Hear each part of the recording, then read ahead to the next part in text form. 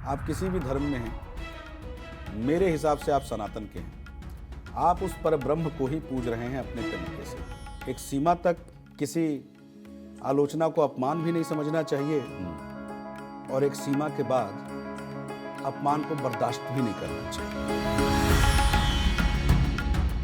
आप सनातन की बात करते हैं, सनातन को श्रेष्ठ मानते हैं। सनातन को मानने वालों के लिए क्या सलाह देना चाहेंगे?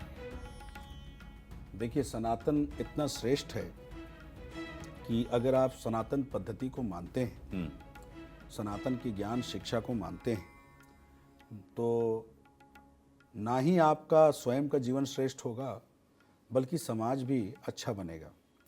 और सबसे बड़ा ऋण हम चुका पाएंगे इस प्रकृति का, नेचर का, जिसकी हम सबसे ज़्यादा अनदेखी करते हैं। तो हमारे सनातन ने सबसे पहला धर्म ही ये सिखाया कि हम मनुष्य के साथ अन्य जीव जंतु और प्रकृति का उतना ही ध्यान रखें और उसके प्रति अपना दायित्व निभाते रहें। तो संदेश मेरा यही है कि सनातन से आप जुड़ें। आप किसी भी धर्म के हों, मेरे हिसाब से आप सनातन धर्म के हैं। ये आपको विवादित लगे या मेरे मन की बात को आप माने या इसे आप किसी अन्य रूप में लें, आप किसी भी धर्म में हैं, मेरे हिसाब से आप सनातन के हैं। आप उस पर ब्रह्म को ही पूज रहे हैं अपने तरीके से।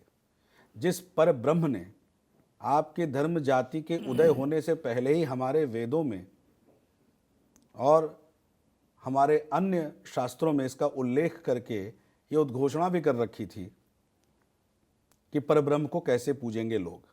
आने वाले समय में, आने वाले युगों में लोग भिन्न भिन्न प्रकार से ब्रह्म की पूजा करेंगे, उसी एक परब्रह्म की, उसी एक गॉड की, उसी एक परमात्मा की। और देखिए, मानते सब लोग हैं अपने तरीके से। एक कहते हैं भाई हम आपके धर्म के हिसाब से नहीं मानेंगे, ठीक है, अपने धर्म के हिसाब से करो, पर करो ना।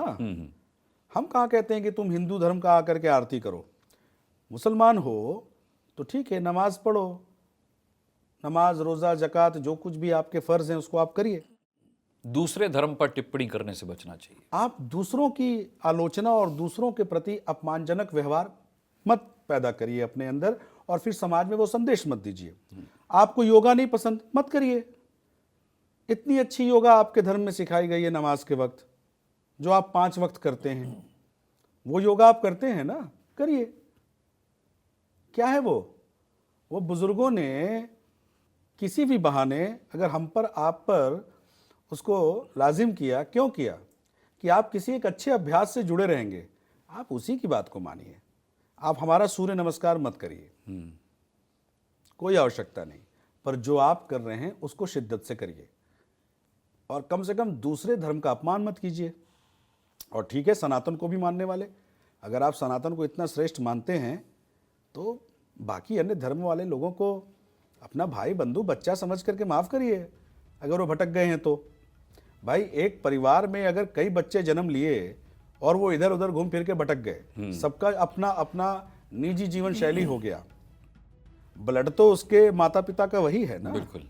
तो आप सद्भाव थोड़ी भूल जाएंगे किसी के साथ। तो हम सनातनियों को भी सद्भाव, प्रेम, आदर का भाव रखना चाहिए हर किसी के साथ, और एक सीमा तक किसी आलोचना को अपमान भी नहीं समझना चाहिए और एक सीमा के बाद अपमान को बर्दाश्त भी नहीं करना चाहिए। दोनों ही तरह के संदेश आपने दिए, लेकिन इसमें एक संदेश जो मूल में छिपा है वो ये कि बिलीव करिए, अगर अपने धर्म पर आप करते हैं तो दूसरे के धर्म पर भी आपको उतना ही बिलीव होना चाहिए।